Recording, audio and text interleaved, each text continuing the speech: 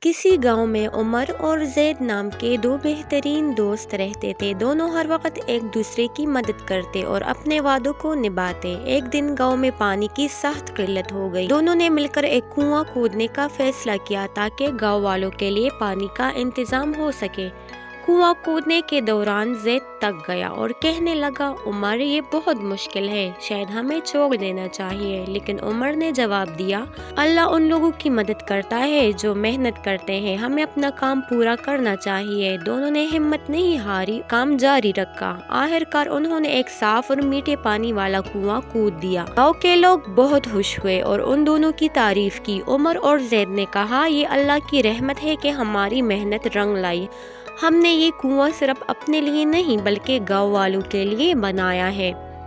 یہ کہانی محنت، ہمت اور دوسروں کی بھلائی کے لیے کام کرنے کی اہمیت کو اجاگر کرتی ہے۔ تو پیارے بچوں، اگر آپ کو ویڈیو پسند آئی ہو تو اس طرح کی مزید اچھی ویڈیوز دیکھنے کے لیے ویڈیو کو لائک کریں اور چینل کو سبسکرائب کریں۔ شکریہ۔